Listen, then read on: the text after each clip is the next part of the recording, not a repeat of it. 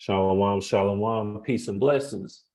Now let's get straight to it. Today, we're going to be diving into Proverbs, the second chapter, which goes a lot into wisdom. As you see here, it says the pursuit of wisdom brings security, at least according to them. But this isn't a full breakdown of wisdom, but I did want to cover this chapter as it does allow us to analyze some of the messages and parables and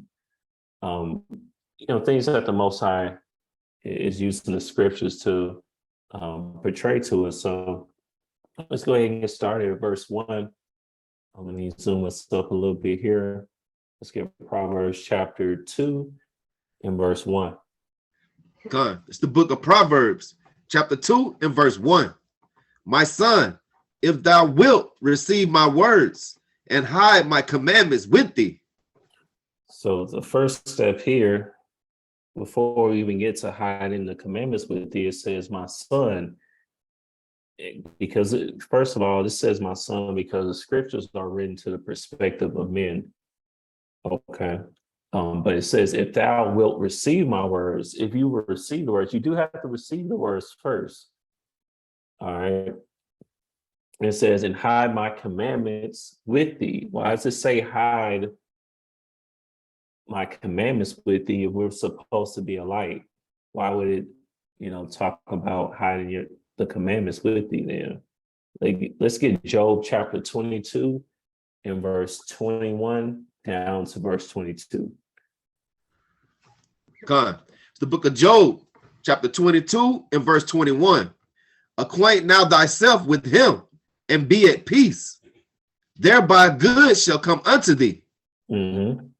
Receive, I pray thee, the law from his mouth, and lay up his words in thine heart. Okay, because you have to put the commandments in thine heart. Lay it up. All right. And normally when you laying up something, you're saving it for later. You have to put the commandments inside your inner man. All right. So that you can use that wisdom and actually apply it to your life. All right, lay it up as you would a treasure. Normally treasure is hidden. It's not out in the open. All right, same way with the word. You have to put that deep inside of you so it becomes a part of you. That's what it means here about hiding the commandments within yourself, with thee. All right, let's actually look at a definition here for hide. Let's see what it says here. Let's see what we got here for hide. Strong's H6845. Safan. All right, let's see. It says to hide, treasure or store up. All right, again, the word is a treasure.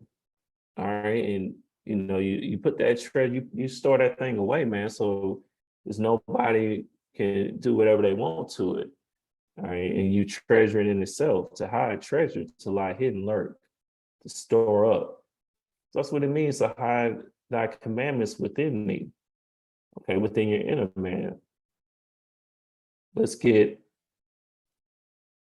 and also let's see, do we have another definition I want to look into?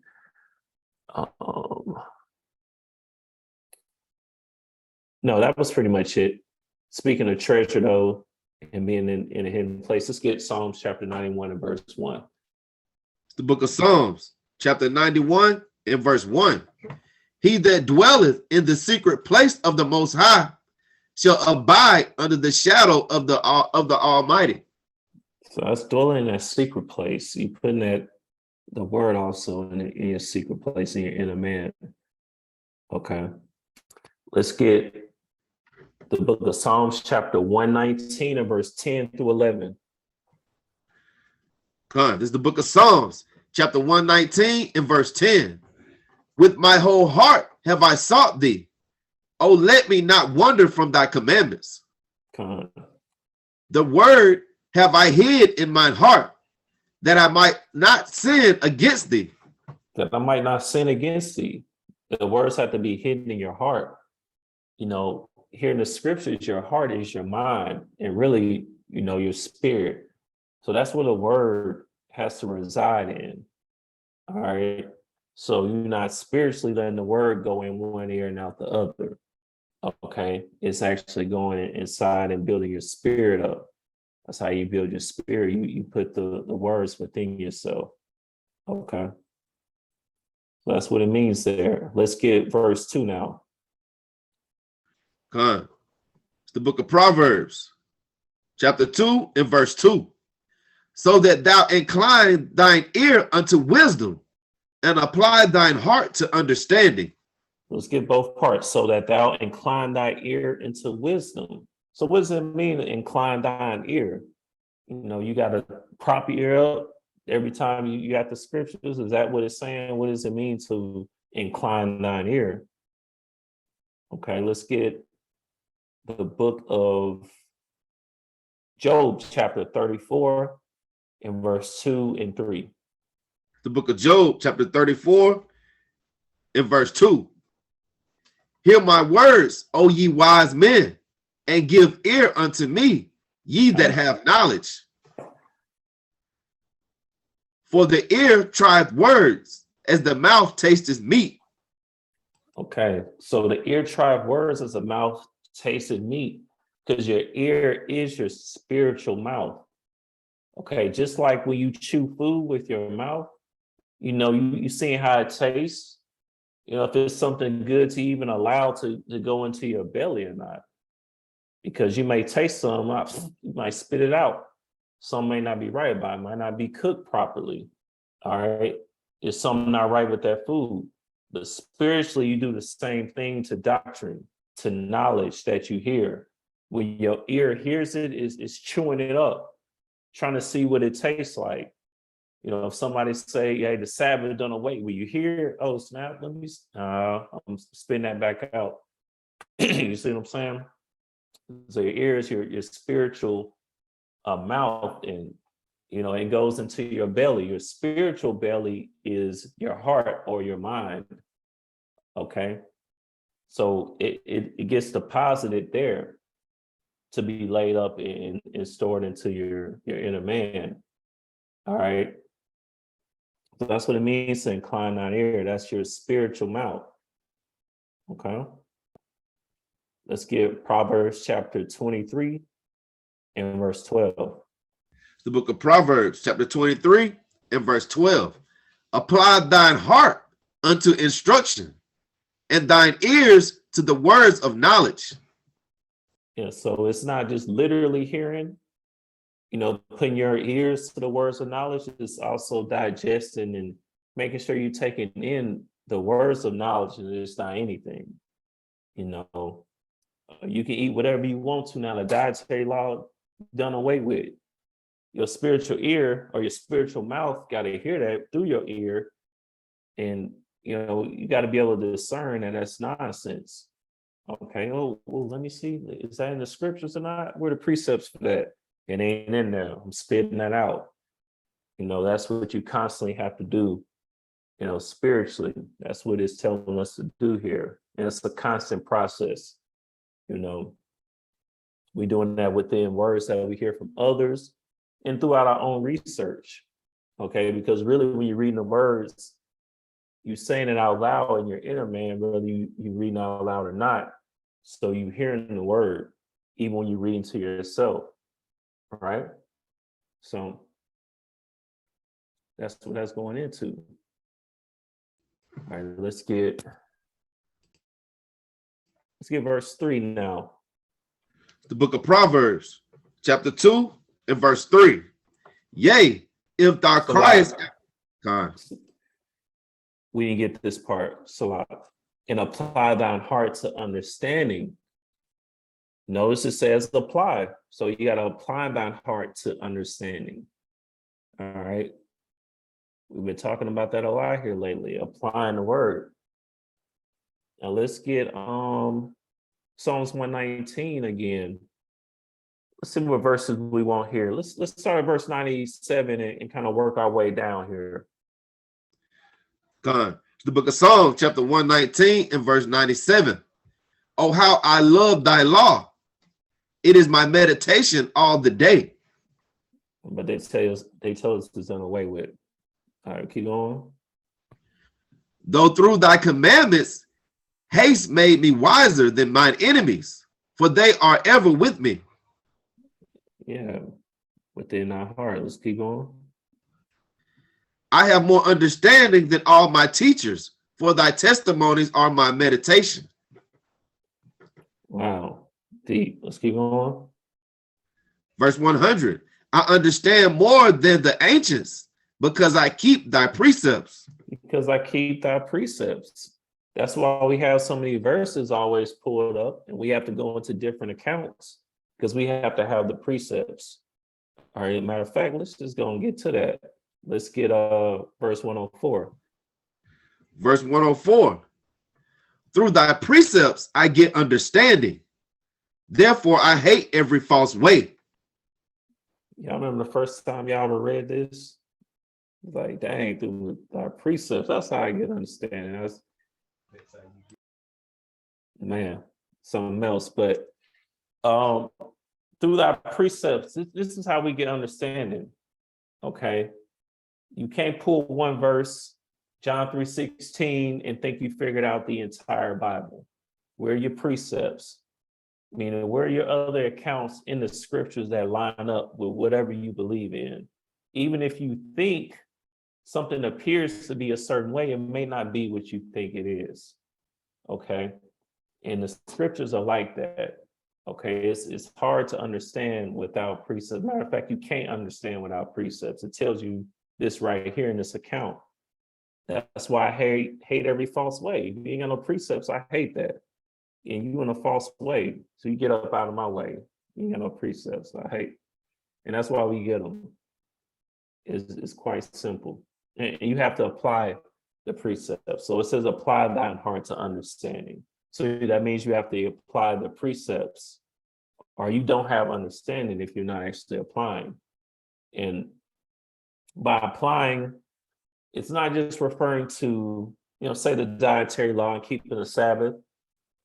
Those things are amazing. You have to keep the dietary law and you have to keep the Sabbath. Don't let anybody tell you any differently. All right. However, when it comes to every other decision that you have to make in your life, you also have to apply the precepts there.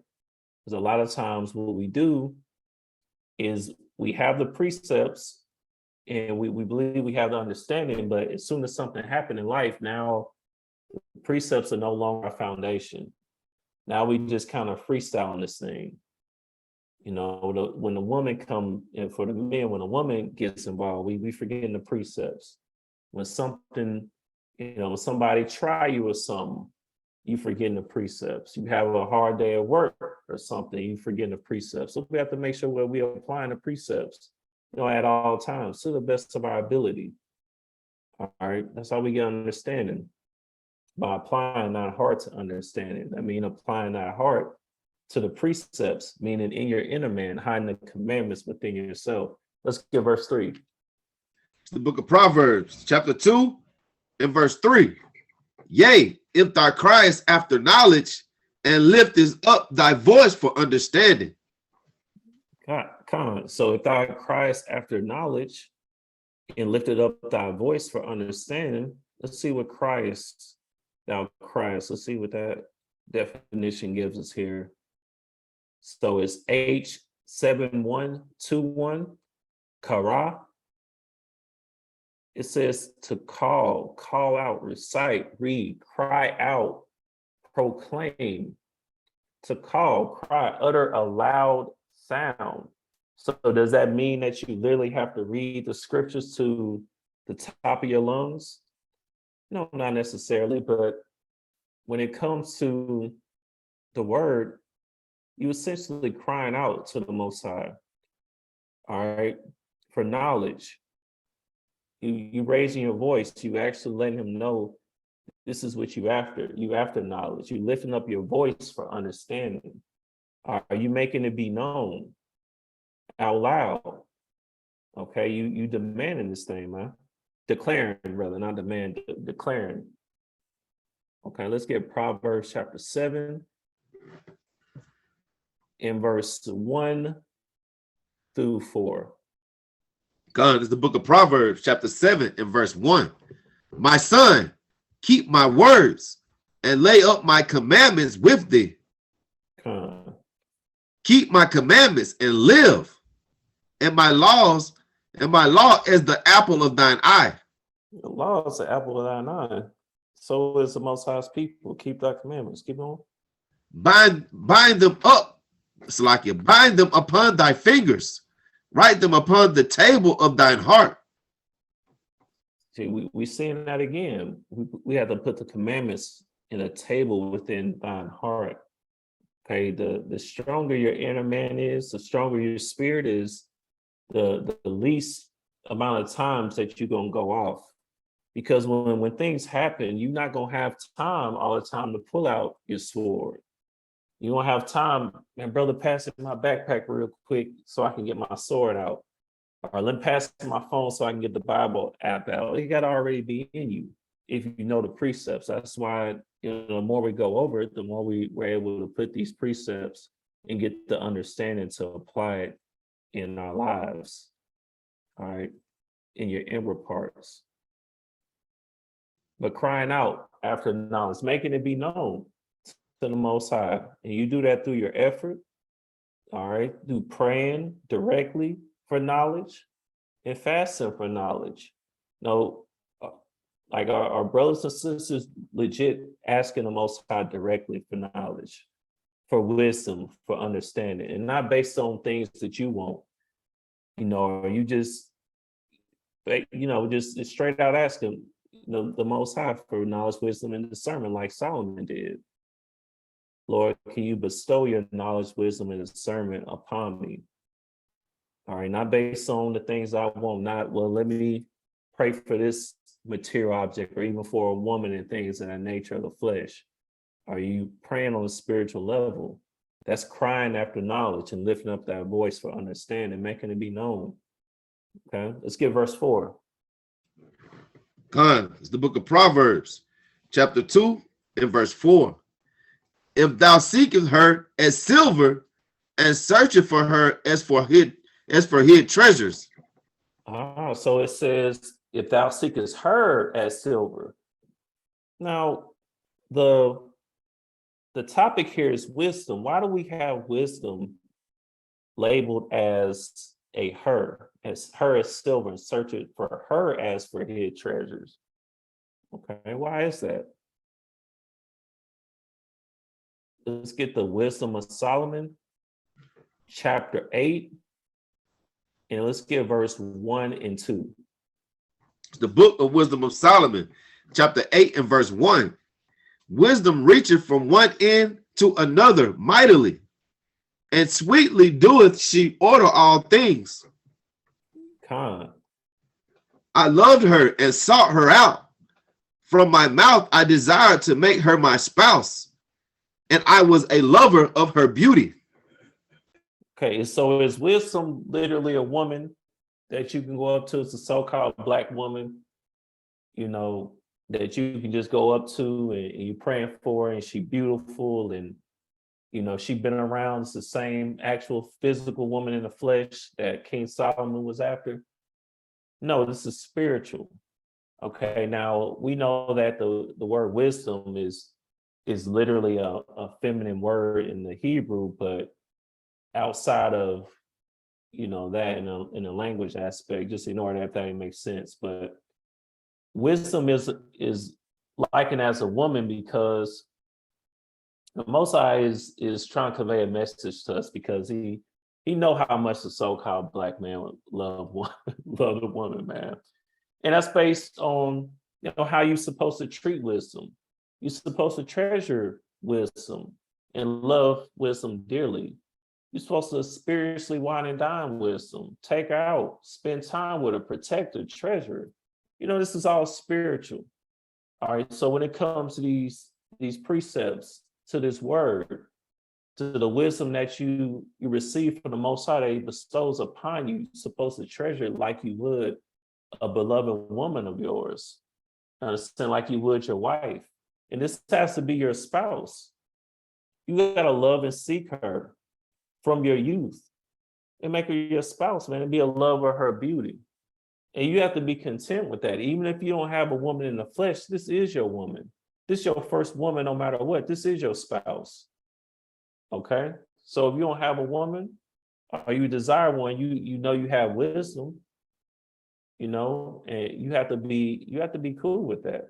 Because the Most High do not owe you a woman, not me or nobody else, not in this captivity.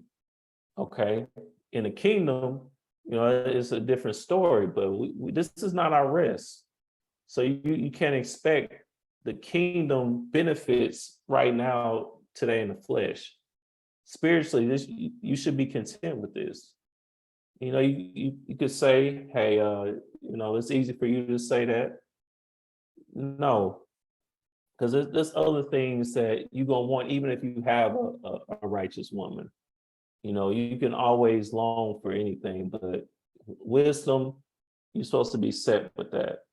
All right, because the Most High did not have to give you this woman. He could have left you out there in that world, in Christianity, Kemet, whatever you was into.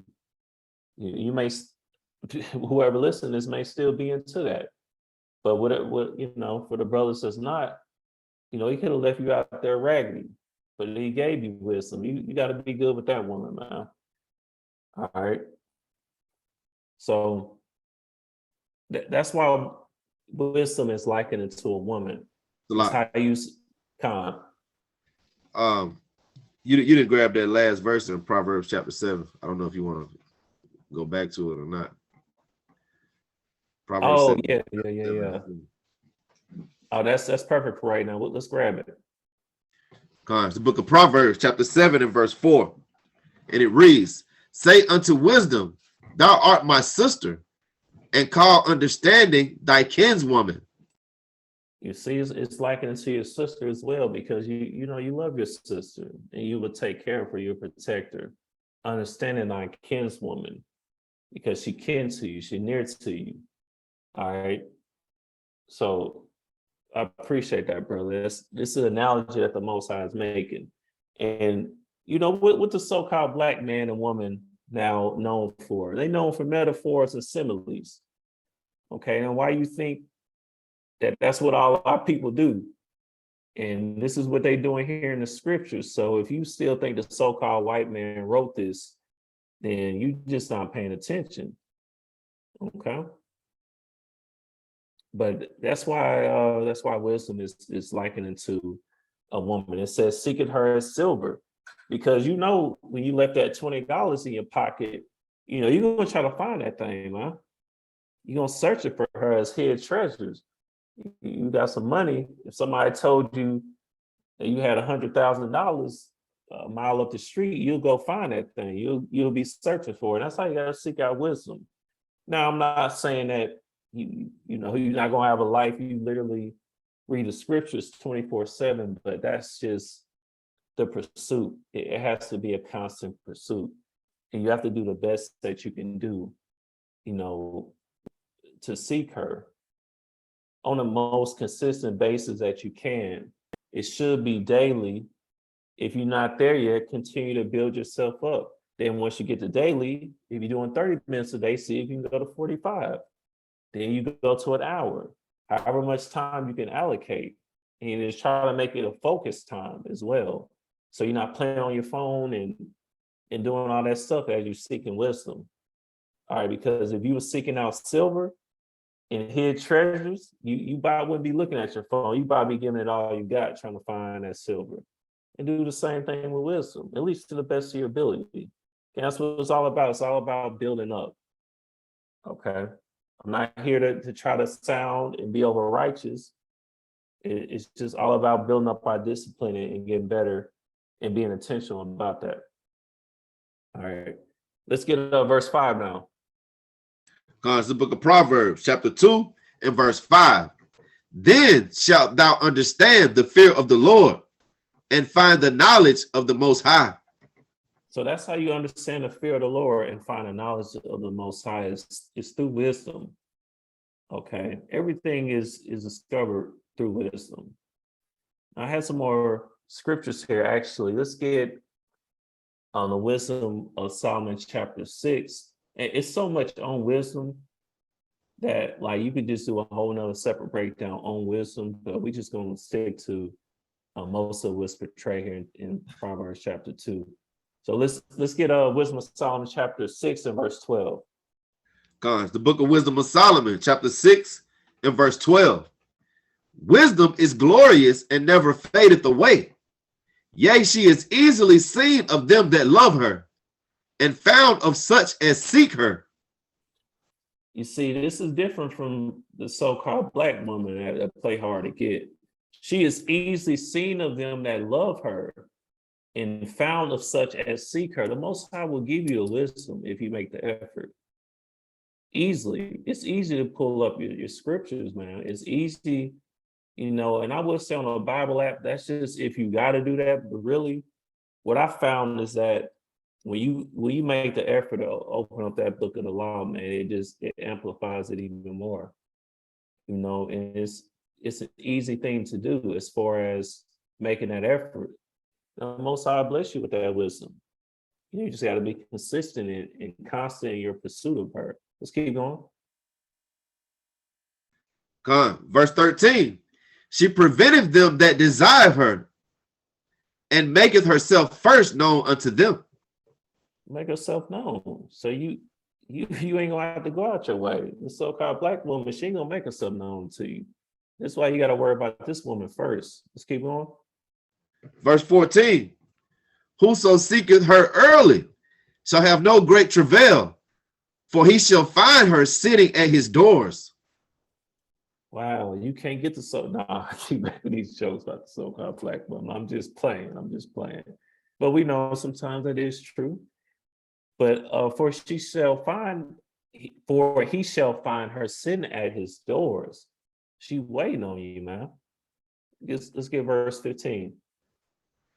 Verse 15. To think therefore upon her is perfection of wisdom, and whoso watcheth for her shall quickly be without care. Yeah, you gotta watch for her. All right, let's get verse 16. Verse 16. For she goeth about seeking such as are worthy of her, showeth herself favorably unto them in the ways, and meeteth them in every thought. Wow, let's see. So for she goeth about seeking such as are worthy of her. So how do you make yourself worthy? Grabbing the precepts, going into the account, seeking her as treasure hid. Okay, putting the words into your heart, applying the words. It's just the more wisdom that you're gonna get. And that's why you can read one verse one day and come back a week later, 2 weeks later, a year later, and get something completely different out of it. The Most High gave you more wisdom about it. It's not really that you just have a different perspective. It's really the Most High just opening up more and more wisdom into you, and showing herself favorably into them in the ways, and meeted them in every thought. That's deep, man. Let's get Wisdom of Solomon chapter 7, and then let's get verse 13. It's the book of Wisdom of Solomon, chapter 7 and verse 13. I learn diligently and do communicate her liberally. I do not hide her riches. I can communicate with her liberally. I don't hide her riches. Let's get verse 14. Verse 14. For she is a treasure unto men that never faileth, which they that use become the friends of the Most High, being commended for the gifts that come from learning. So this is how Abraham was called a friend of the Most High.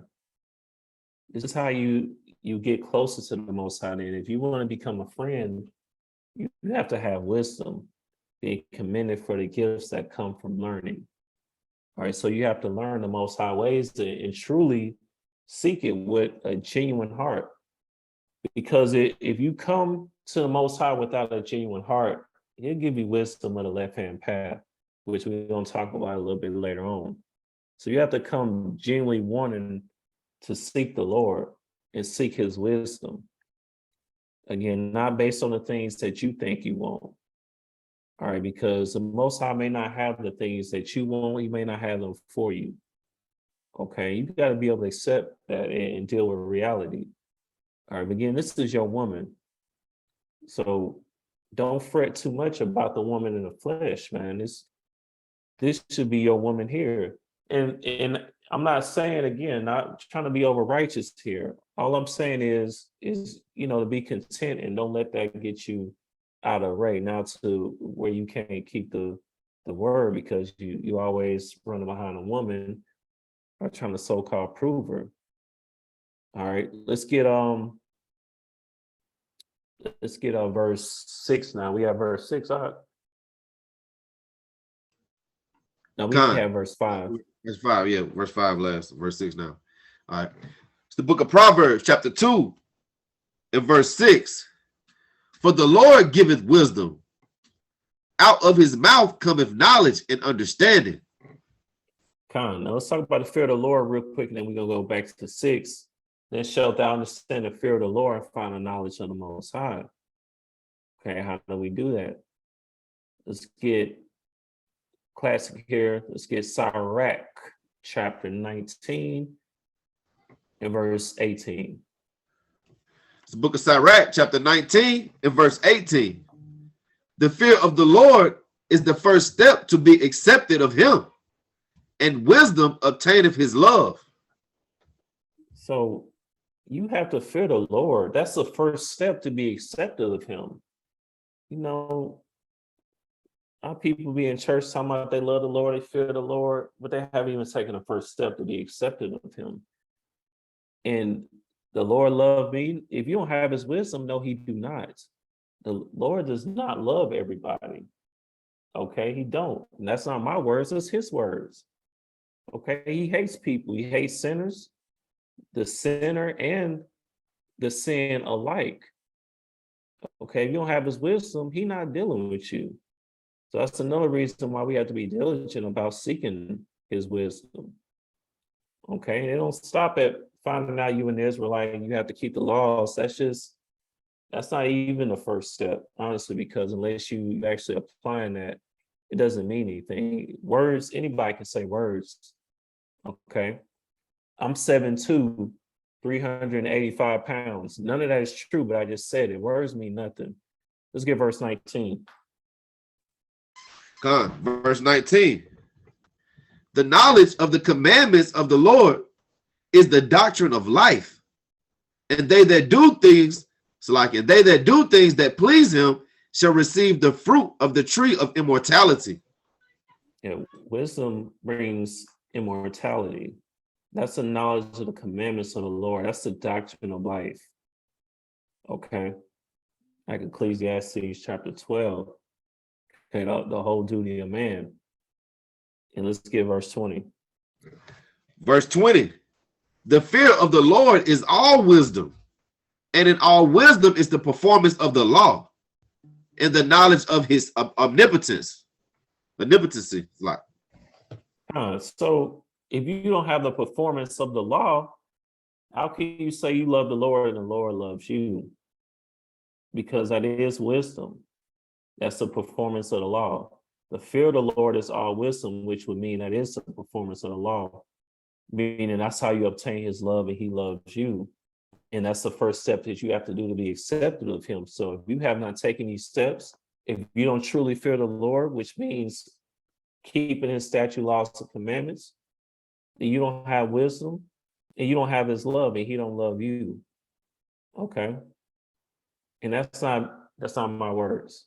Just here. Don't get mad at me. Let's get Proverbs chapter 1 and verse 7. The book of Proverbs chapter 1 and verse 7. The fear of the Lord is the beginning of knowledge, but fools despise wisdom and instruction. Yes, they do. Let's get Psalms chapter 111 and verse 10, a main classic here. Let's get it. The book of Psalms chapter 111 and verse 10. And it reads, the fear of the Lord is the beginning of wisdom.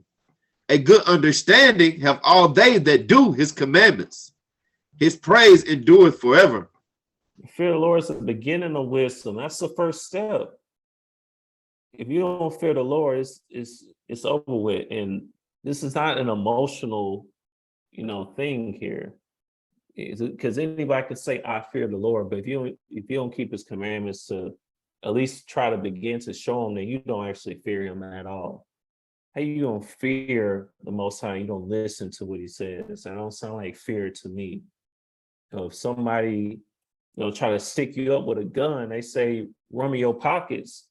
I'm not saying you in fear if you do it, because that's just in your own safety. You may not even be afraid, but say if you are afraid, you're probably gonna do what that person tell you to do. The Most High tell you not to do this or that, and you still doing it, then you don't fear him. And no disrespect there, just for the sake of time, I said this and that. I'm referring to the statute, laws, and commandments as we see here. Okay. Let's get back to Proverbs chapter 2 now. And then we have verse 6. A Lord give it wisdom. Out of his mouth coming knowledge and understanding. Let's go ahead and jump right into James. James chapter 1 and verse 5. Cons, the book of James, chapter 1 and verse 5. If any of you lack wisdom, let him ask of the Most High, that giveth to all men liberally, and upbraideth not, and it shall be given him. If any of you lack wisdom, let him ask of the Most High. Like I said earlier, are we really asking for knowledge? And we come into the Most High sincere in prayer and fasting and say, for the Lord give a wisdom, out of his mouth coming knowledge and understanding. Are we really asking for that? Okay. Based on, what he has available to us and not just what we want. You have to ask for that thing sincerely. You have to be intentional about it. Like Solomon did. You really don't want wisdom if you haven't even made it be known to the Most High that you want wisdom. Are you really trying to improve your life to actually apply the commandments? Is that a prayer that you have? It's questions that you need to ask yourself. Okay, let's get verse 7. Cons, book of Proverbs, chapter 2 and verse 7. He layeth up sound wisdom for the righteous. He is a buckler to them that walk uprightly. He is a buckler to them that walk uprightly. Let's get Job chapter 23 and verse 12. It's the book of Job, chapter 23 and verse 12. Neither have I gone back from the commandment of his lips. I have esteemed the words of his mouth more than my necessary food. That's deep. That's how much wisdom meant. That was for the prior verse, but I want to grab that real quick. Let's get 2 Samuel chapter 22 and verse 3. The book of 2 Samuel chapter 22 and verse 3. The Most High of my rock, in him will I trust. He is my shield and the horn of my salvation, my tower and my refuge, my savior. Thou savest me from violence. So that's my rock and that's my shield. That's going to protect me.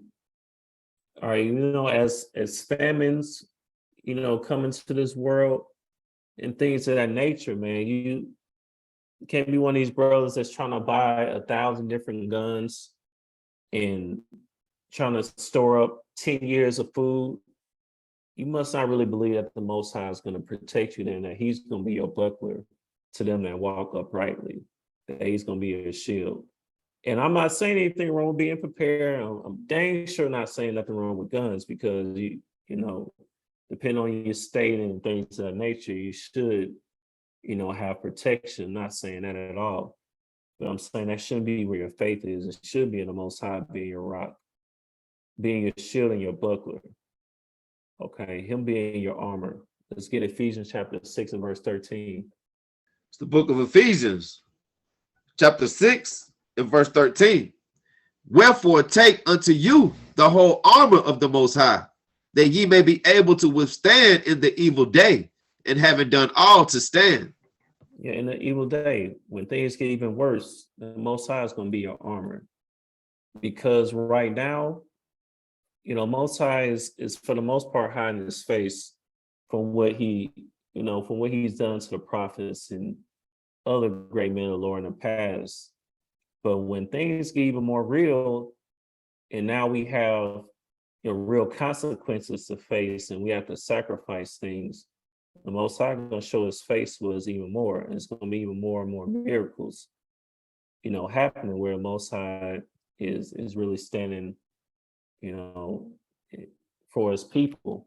And it's going to be shown in that evil day. So you have to trust that. You have to believe that thing, man. Like it says here in verse 16, taking that shield of faith. All right, and I'm saying all this because I've seen some brothers, going a little bit too hard on the preparation to me, because I just don't see any precepts that tell us to do so. They say, brothers digging underground with Esau, you're gonna be down there with him, scared and stuff like that. But the Most High gonna make a way. All right, you have to truly have faith in that. Let's get Psalm chapter 89 and verse 18. It's book of Psalms, chapter 89 and verse 18. For the Lord is our defense, and the Holy One of Israel is our king. Most High is our defense, man. Number one defense, not a close second. The Legion of Doom, Ray Lewis, now, man, hey, look, ain't got nothing on the Most High defense, man. All right, that's the Holy One of Israel, our king. You understand? And I'm reading all that based off of verse 7. It says, he laid up sound wisdom for the righteous. He is a buckler, meaning a shield to them that walk uprightly. Let's get verse 8. God, the book of Proverbs, chapter 2 and verse 8. He keepeth the paths of judgment and preserveth the way of his saints. Let's get Psalms chapter 37 and verse 28. The book of Psalms, chapter 37 and verse 28. For the Lord loveth judgment and forsaketh not his saints. They are preserved forever, but the seed of the wicked shall be cut off. That's how much the Most High is going to protect his saints. They'll be preserved forever. The Most High love judgment, man. I don't know why people think that, that's changed. The Most High love judgment. Okay. We know he loves equity, meaning the right hand and left hand path being balanced, but the seed of the wicked shall be cut out. And this is pretty much exactly what we just read, as far as he keepeth the paths of judgment, because he loveth judgment and preserveth the way of his saints. We just read that. So two scriptures pretty much saying the same thing. Let's get verse 9. God's book of Proverbs, chapter 2 and verse 9. Then shalt thou understand righteousness and judgment and equity, yea, every good path. God, understand righteousness. Then thou shalt understand righteousness and judgment and equity, yea, every good path. Without the Most High wisdom, none of this world will make any sense to you. You'll be wondering why things always go in the way that they do. Why do people do this? Why is this? And why do black people do this? And why do white people and black people always get into it? And none of these judgments will make any sense to you. You won't understand righteousness or equity at all, what real equity is. What equity here is, if you get put to death from the Most High, that's a righteous judgment.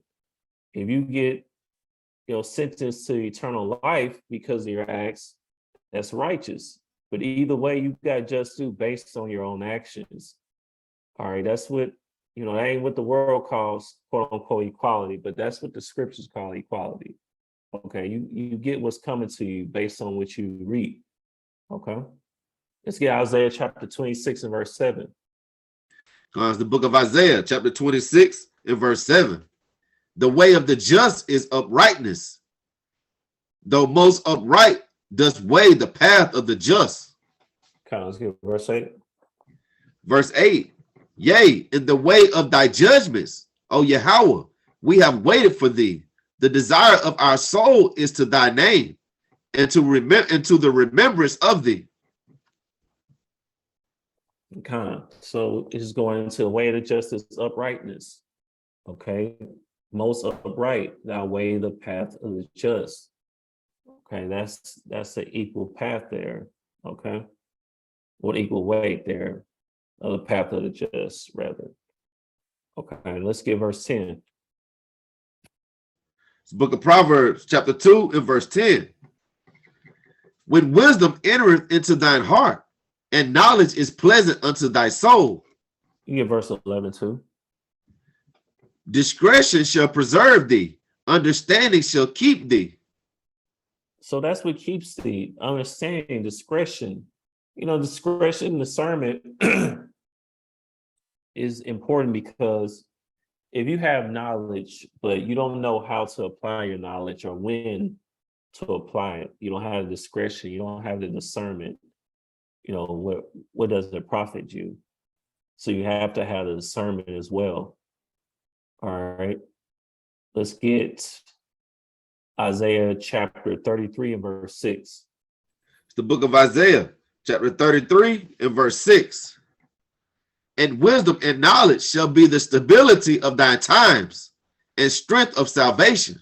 The fear of the Lord is his treasure.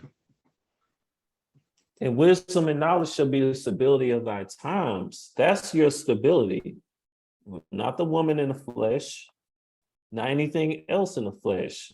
The wisdom, the Most High's wisdom and knowledge is your stability. As things get even crazier in this world, this is the only thing that's going to be keeping brothers sane, for real. You know, having this word, because it's already enough going on now. You know, that's why a lot of people be losing their mind, man, because they don't have the word. They don't know what's going on and why things are going the way they do. So-called pandemic hit, and you wondering why all this stuff is going on, why it doesn't make any sense. But when you have the wisdom and knowledge of the Most High, you understand that this is part of this wicked society, okay? That's the strength of salvation. The fear of the Lord is his treasure. But wisdom and knowledge shall be a stability of our times. That's going to keep you stable, keep you together, man. Wisdom and knowledge of the Most High, and being able to apply that. All right, so when things happen, you don't lose it, and you don't start tripping out. Because a lot of times, I mean, honestly, I see brothers know precepts, but then something happen, they see one of their homeboys do something crazy or something. It's like they forgot this is how it's supposed to be. You know, you have to be able to apply this. That has to be your stability. Let's get verse 12 now. It's the book of Proverbs, chapter 2 and verse 12. And you can read through 15. To deliver thee from the weight of the evil man, from the man that speaketh froward things, who leave the paths of uprightness to walk in the ways of darkness, who rejoice to do evil and delight in the frowardness of the wicked, whose ways are crooked and they forward in their paths. All right, so that's the evil man. Who is the evil man? Well, it could be you. You know, your own struggles and battles that you have within yourself. You could be the evil man. Okay, let's look up forward. Let's see what we have here. It says forward, tapuka, at least in the modern Hebrew. It says forward, forwardness, forward things, perversity, perverse thing. A perversity or fraud. You know, you can be a fraud, man. You can easily be a fraud in this thing. You can be fraudulent, meaning you're appearing to be one way, but you're really doing another. And at that point, you become the evil man. A deceit, foolishness. You can be foolish in this thing. A deceitful tongue.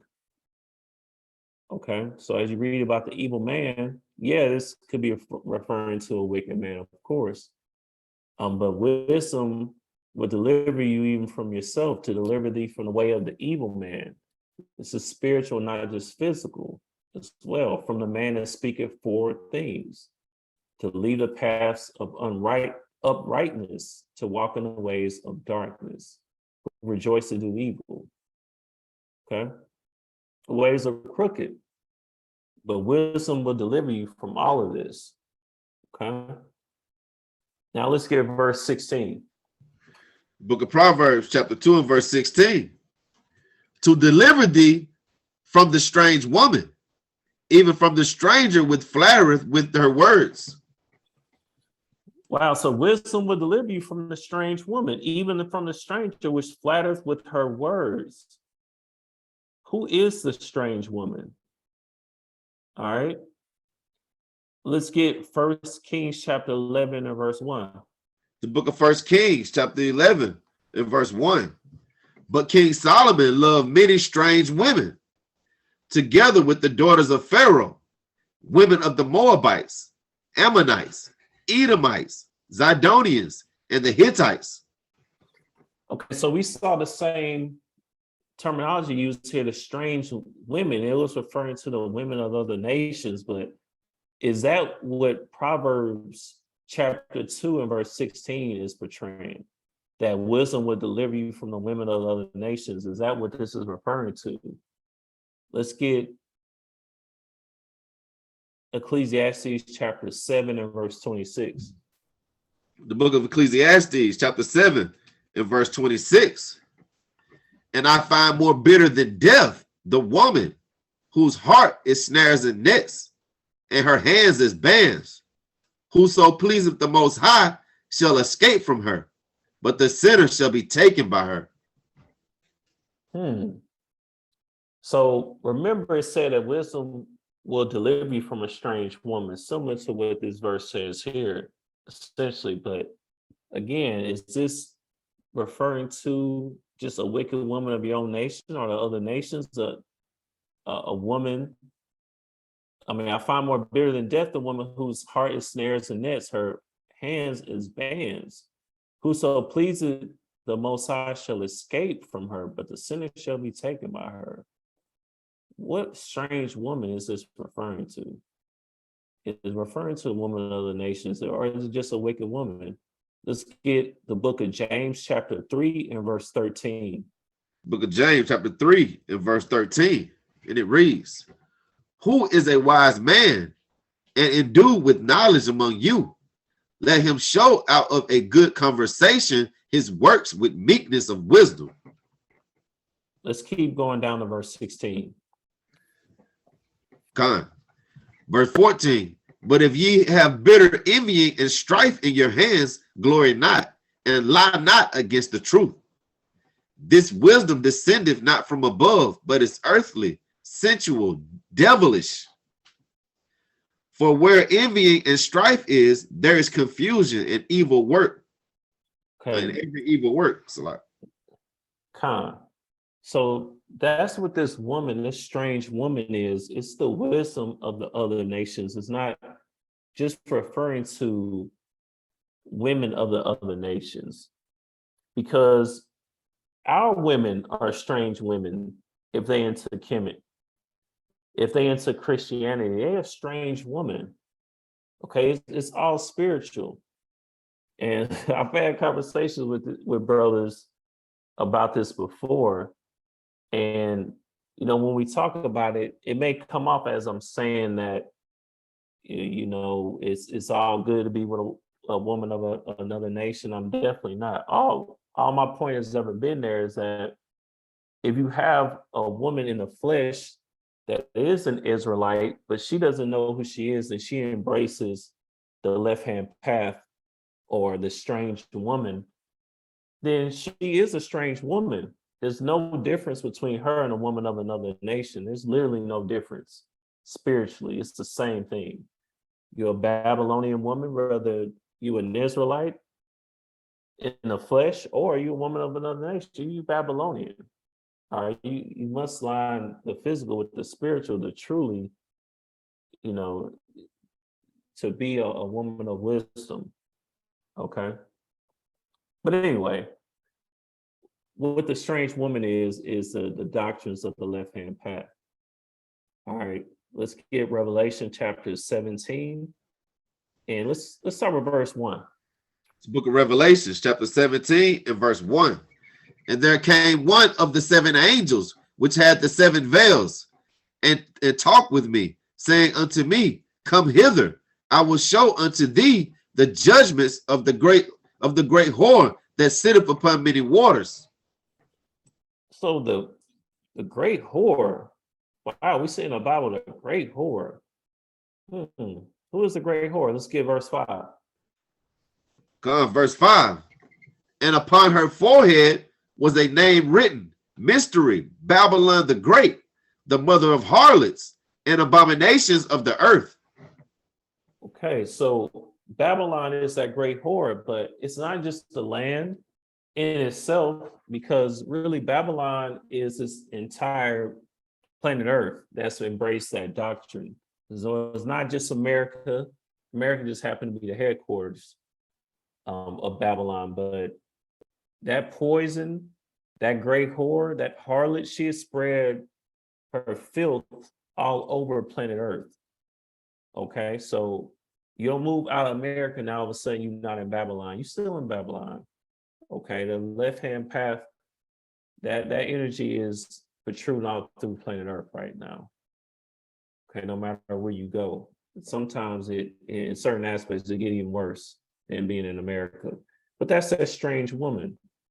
Okay, so we have to have a spiritual eye. Even when we read Ecclesiastes chapter 7 and verse 26, I find more bitter than death the woman, the great whore, the strange woman whose heart is snares and nets, because she has enticing words. She flattereth with words, like we just read. The stranger, which flattereth with her words. Because the doctrines of the other nation, I mean, it sounds good to an unkept ear, right? I mean, how many of us didn't like Christmas when we didn't know any better? You get to get gifts and you get on a little Christmas tree, people matching and stuff like that. You don't even know that you're doing Satan's work. Okay, that's flattering words. Saying that you get a gift every year, those are flattering words. Those are hands as bands. I mean, you're getting caught up in a trap because everybody doing it. It's a huge snare. It's a net. It's a trap. But that's that strange woman, that stranger. Okay, it's a strange doctrine. It's a strange woman because it's not wisdom. It's not what we're supposed to be keeping. And I'm using Christmas as an example, but that's anything that's of the left-hand path. Whoso pleaseth the Most High shall escape from her, this great harlot, but the sinner shall be taken by her. And oh, by the way, I'm not saying this is not referring to the flesh at all. I'm just saying it's double. It's a double meaning. But yes, this definitely applies to the flesh as well. All right, we know that for sure. But it's also referring to the opposite of wisdom. You know, the doctrines of other nations, the Babylonian doctrine, all right, of the world, meaning just the being of the world. Okay, in the church, they try to act like they're not of the world, but you're doing everything that everybody else is doing. Okay, how can you not be of the world?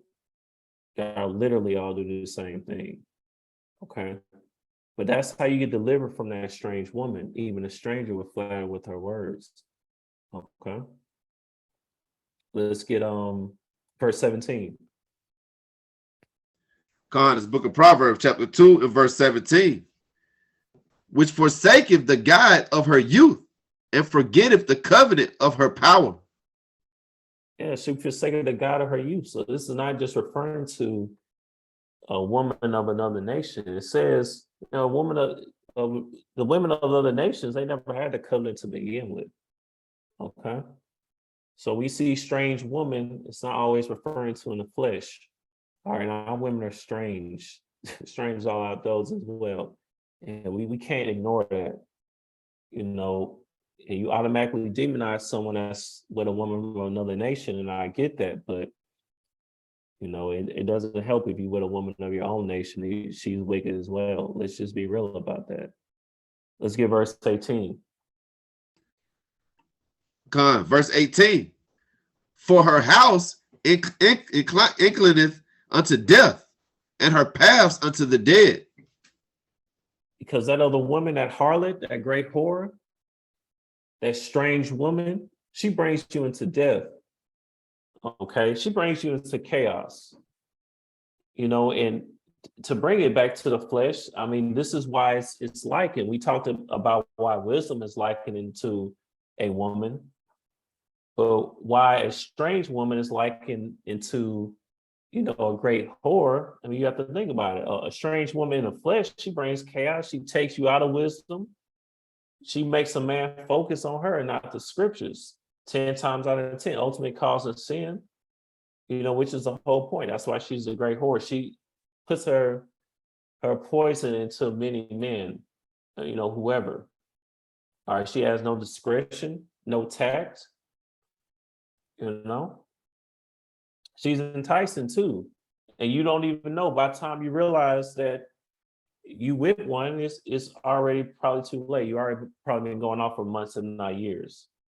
Okay, she make you justify wickedness. I could keep going here, but you see why you have the metaphor here as a strange woman, okay, in the flesh and spiritually. But wisdom will take you away from that spiritually and also in the flesh. If you have wisdom, you will not get caught up with a strange woman. Okay, you will understand that you have to take your time to be able to discern who's a strange woman and who is not. I don't care what this woman tells you. Don't let this strange woman flatter you with words. Like brothers read the scriptures and think they're dealing with Sarah and Rachel and things of that nature. You're not. You're dealing with Babylonian women. So you have to, or at least women that's been in Babylon for their whole life, you have to have discernment. And that only comes with time. Okay. So let a woman just flatter you with words. Don't let that entice you, especially so easily. All right. But I want to get back to Wisdom of Solomon chapter 16, because we talked about how, or at least the scripture said, for a house inclined into death and her paths into death. Because only wisdom can bring you life.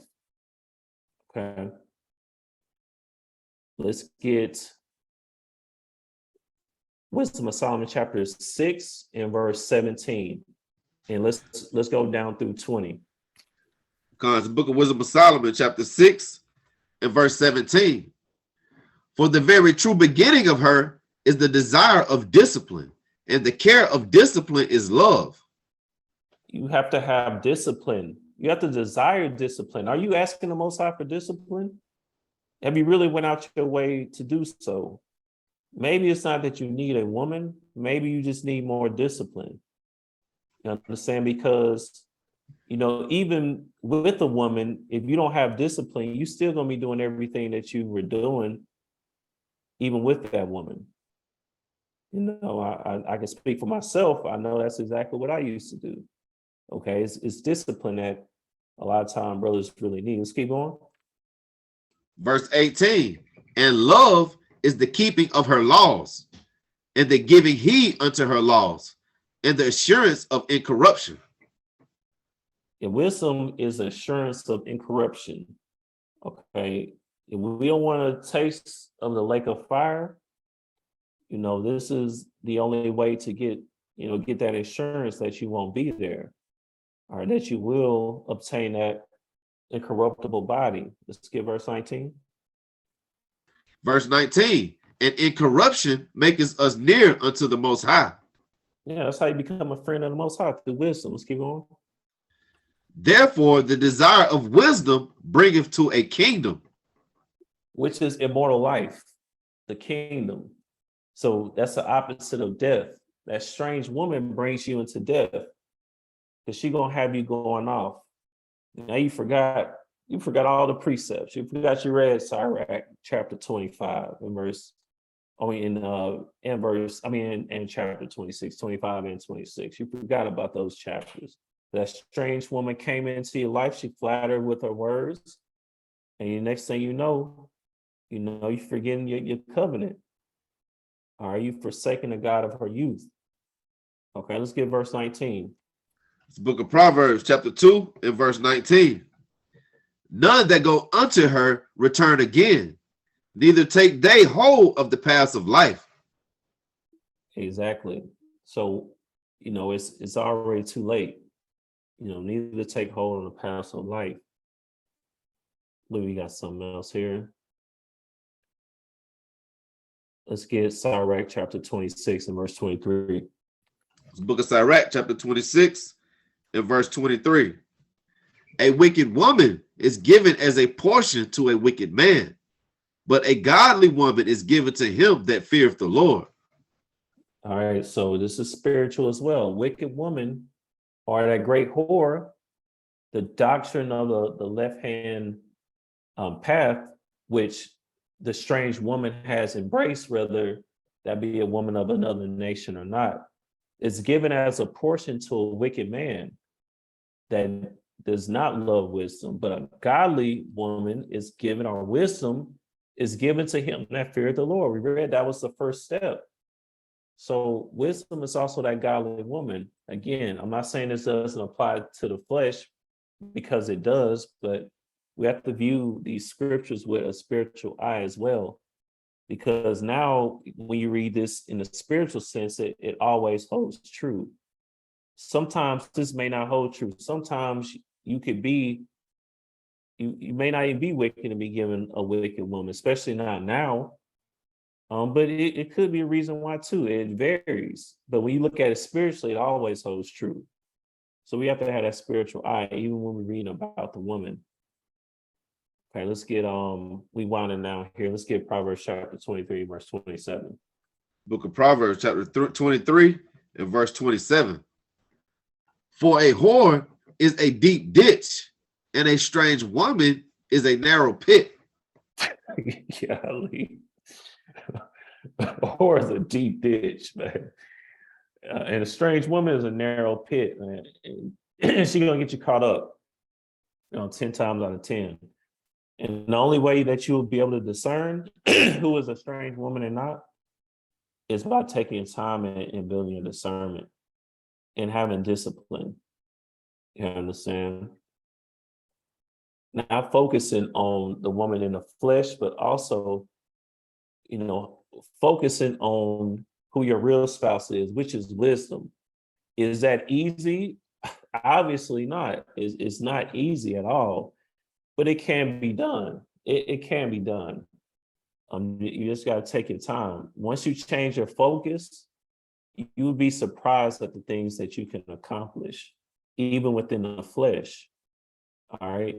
Little by little, get better, at least a little bit every day. And then you look up in a year or 2 years, and you're a completely different man in the flesh and in the spirit. Let's read this out and then we'll wrap up from there. Verse 20 on the 22.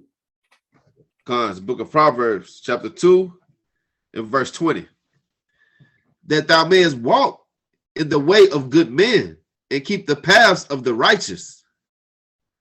For the upright shall dwell in the land, and the perfect shall remain in it. But the wicked shall be cut off from the earth, and the transgressors shall be rooted out of it. So you have to make wisdom your woman, applying it into thine heart.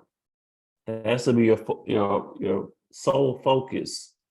And really, it just changes everything. Now you're able to discern who is a strange woman and who's not. Now she's not coming through the back door and you're surprised when she start going array. You have to take your time. Lord willing, you have the time to be able to do this. So why not take the time to make these decisions? Okay. I mean, it could be a salvation issue at the end of the day. So it's in our best interest to do so. Seek wisdom, make her your spouse. Okay. Flee from the strange woman. Seek her as silver. That's what scripture's telling us to do, and hide thy commandments within thee. But with that, I bid everyone peace and blessings. Shalom.